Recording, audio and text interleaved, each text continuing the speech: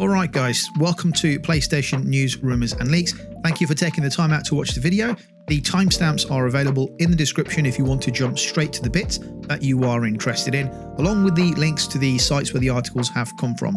So we are starting off with a new report suggesting that Sony is in talks to buy Halo maker Paramount Pictures. So according to a new report, Sony is currently in talks with an ally to acquire Paramount Pictures. This is according to a new piece in the New York Times, thanks to Reset Era, which says that Sony Picture Entertainment is currently in talks with Apollo Global Management, who are an investment firm according to two sources familiar with the situation. Previously, Apollo made an offer to purchase Paramount for at least $26 billion in a bid which was rejected at the time. Now, rumours have it that the terms of the joint bid are still being discussed. However, it is entirely possible that Sony and Apollo may not agree and may not make a formal offer to acquire Paramount. According to sources, an official offer cannot even be made currently in its current situation, as Paramount is engaged in an exclusive discussion with Skydance. So apparently the Skydance deal has generated significant investor pushback. The ramifications of such an acquisition could be potentially huge. For starters, it would bring adaptations of Sonic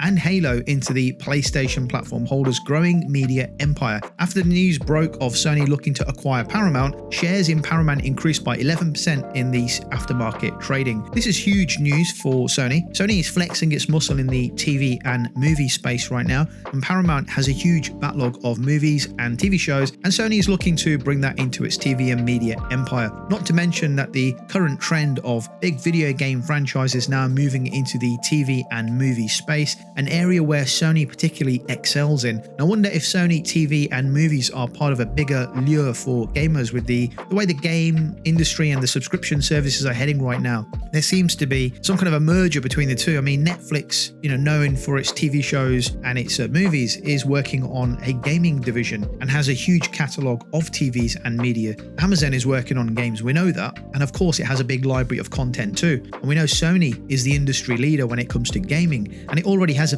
behemoth of content for music, TV and movies. I wonder if there's an opportunity here to get an all-in subscription whereby if you sub into a premium tier, you get access to all content. This includes games, music, TV and movies. I mean, the subscription bubble is kind of bursting as people cannot afford to keep paying for so many different services. It's only going to take one of these conglomerates to make the first move and literally offer everything for a premium subscription rather than paying for small individual services. It's a very interesting space right now. Anyway, moving on. We have rumours of a classic PlayStation 1 franchise remake incoming, and the article here goes on to say a new rumour suggests that a remake of the classic PS1 title Medieval 2 will make its debut at the speculated PlayStation showcase in May. Now, this report originates from, I think it's pronounced Orangi, who is supposedly a playtester who previously leaked details about upcoming Gravity Rush projects and alleges that the game is being handled by the same team who shipped the 2019 Medieval remake. Orangi first entered the scene with claims of a Gravity Rush movie in development at Sony, which were proven accurate at the company's CES 2024 press conference. They also claimed that a remastered version of Gravity Rush 2 is set to launch this summer for PlayStation 5, with the PC version coming at a later date. They added that the remaster should be out by late summer, so that's August or September, and that Sony even has a functional Steam Deck build of the game. It does sound plausible since Sony usually aligns a game release adjacent to a PlayStation Productions project of the same name. The leaker revealed in a Discord channel that a Medieval 2 remake has been in the works at Other Ocean Interactive since 2021, and it's apparently slated for release this May, and that's pretty close if it is right.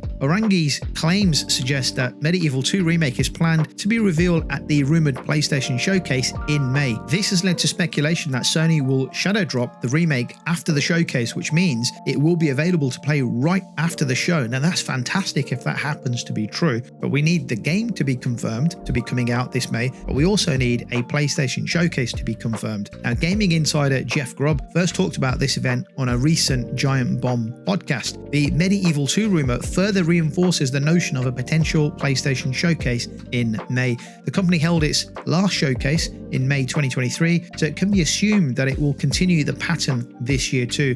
Sony also confirmed 2024 titles that have yet to actually receive release dates, like Concord and Silent Hill 2 Remake, and there's others as well coming out later in the year apparently, which would ideally have to be shown off soon if they're going to be released in 2024. There were also whispers of Ghost of Tsushima 2 getting a formal announcement this year, because we all know it's in development. And we also have the rumoured PlayStation 5 Pro releasing towards the end of this year. So with Urangi's recent claims of the Medieval 2 Remake and with Gravity Rush 2 Remaster, the odds are stacking up in favour of an exciting summer for PlayStation gamers. However, it's important to note that there's no confirmation yet from Sony. Sony is radio silent. Although Urangi's track record has been fairly accurate so far, this news should still be taken with a pinch of salt. Now, there's lots of things here to take away and to consider. If you think about all the things that we've been hearing over the last couple of months, with the PS5 Pro, the leaks coming out of the PS5 Pro, the specs coming out, the power, Ghost of Tsushima 2 whispers, we keep hearing them. Silent Hill 2 Remake, we know it's happening. We've got pretty much everyone confirming it's coming out this year. Everyone bar Sony. Metal Gear Solid Snake Eater also coming out this year, no date confirmed. Now we've got Medieval 2 Remake and Gravity Rush rumours. This is all stuff which is getting leaked here and there as so-called insiders and company men, people on the inside, on the know, they hear about what's happening, right? They know what's going on behind the scenes. It's only going to get worse as more games start to get confirmed for the rumoured showcase. What we need really is Sony to come out and just do an announcement to confirm that they are going to be doing a showcase and that it's happening in the next month in May, and we can then get excited about what Sony has to offer for PlayStation over the next couple of years. Either way, it's always exciting to hear about games being remade from the PlayStation 1 era. I love gaming way back when the PS1 came out, and I can't wait to see what Medieval 2 looks like if it is actually going to happen. Anyway, let's move on. So Ember Lab, the creators of Kena Bridge of Spirits, may be going to a new platform, as a new ESRB rating all but confirms an Xbox Series X and S version of the game is apparently in the works. Kena Bridge of Spirits, first released for the PlayStation 5, PlayStation 4 and PC in September 2021, the Xbox port could bring up to 3 years of console exclusivity to an end. Ember Lab developed and put the indie game out itself, so no publishing ties with Sony have been cut despite how much Sony marketed the game. Now, while we've heard very little from the developers since the launch of the game, it was confirmed it took Ember Lab just 1 month to recoup its production costs and begin turning a profit. So with the game now readily available on the PS Plus Extra, it can secure a new revenue stream on Xbox's hardware.